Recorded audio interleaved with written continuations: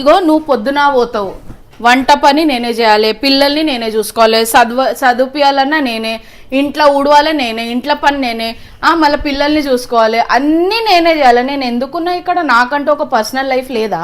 చెప్పు చెప్పు.